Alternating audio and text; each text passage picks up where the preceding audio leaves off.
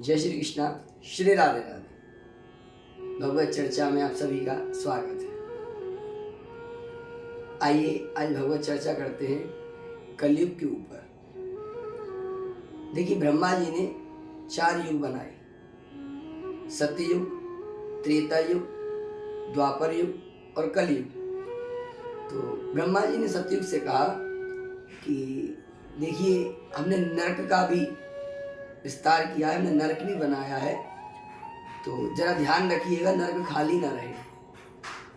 तो सत्ययुग बोला कि हम माफी चाहते हैं, पर हमारे राज्य में कोई भी नरक नहीं जाएगा।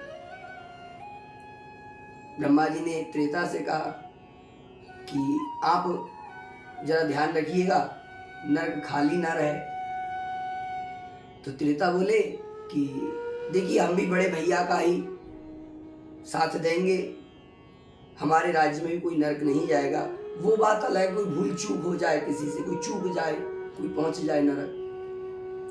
फिर द्वापर से कहा गया, तो द्वापर बोला कि हाँ ठीक है, देखेंगे।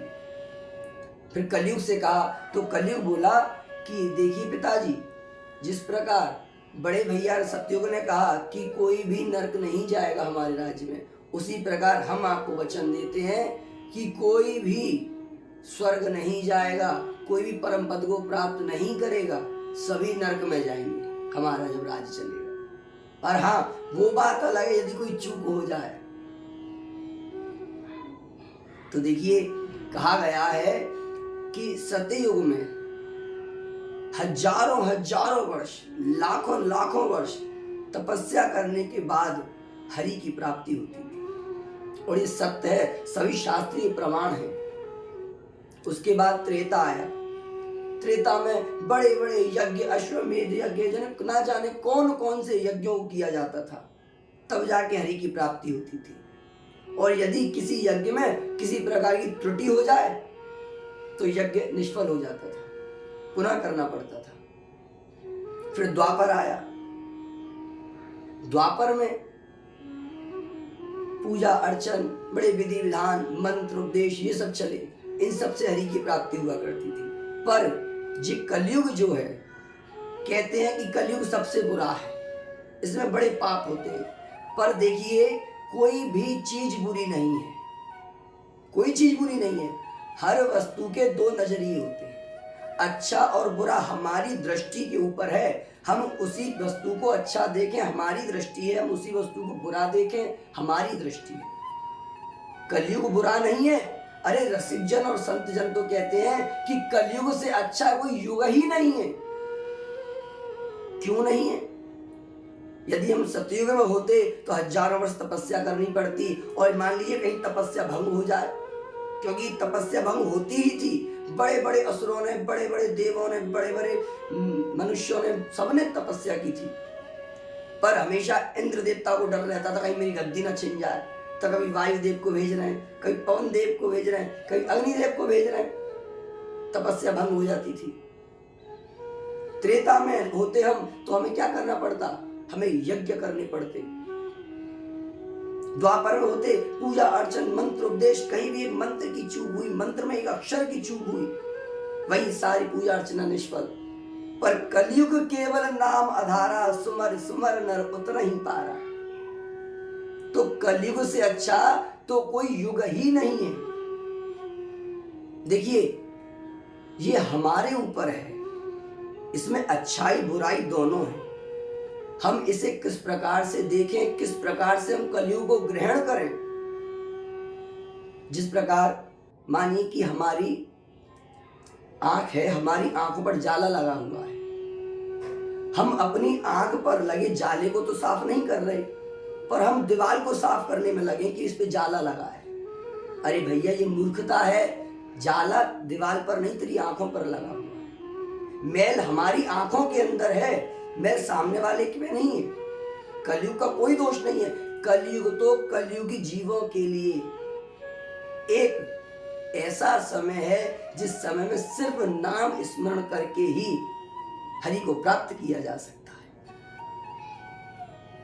इसलिए तुलसी बाबा लिखते हैं, कलयुग केवल नाम आधारा, सुमर सुमर नर उतर ही पारा।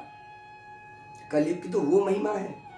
देखिए, कलयुग में सिर्फ जो मुख्य 5 प्रधान पाप हैं, जो पंच पाप रखे गए थे, जो प्रमुख रखे गए थे, वो क्या रखा गए थे? पहला पाप मदिरा का पान करना,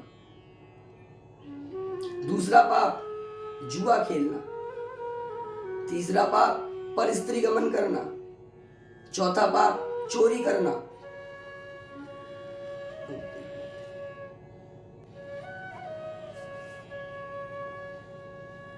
तो हमारे शास्त्रीय विधान में 5 तरह के पाप बताए गए जो इस घोर कलिकाल में अपने पूरे प्रबल जोर पर रहेंगे।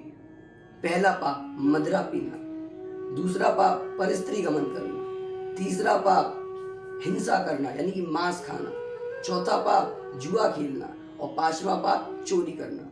ये 5 महापाप हैं। इनको करने वाला जीव नरकों में ही पड़ेगा।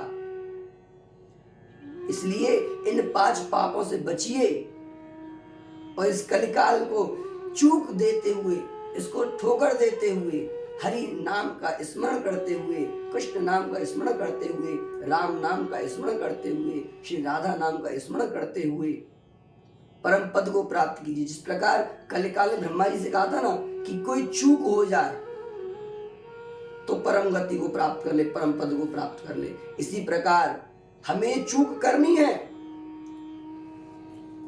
हमें इस कलिकाल को गलत दृष्टि से नहीं देखना, हमें देखना है कि भगवान ने हमें एक सोने का अवसर दिया है। ये अवसर हमें दिया है कि हम कलिकाल में इस धरा पर आए हैं, कलिकाल के अंतराल में आए हैं, कलिकाल के राज्य में आए हैं, तो सहज में ही हम हरि को प्राप्त कर सकते हैं और हम हरि का नाम स्मरण करते हुए इस कलिकाल से परम पद की प्राप्ति करें। देखिए, यदि घर में कोई भी एक वैष्णव हो जाए, यदि घर में कोई एक वैष्णव हो जाए तो 21 पीढ़ियों का उद्धार होता है, 21 पीढ़ियां तर जाती हैं।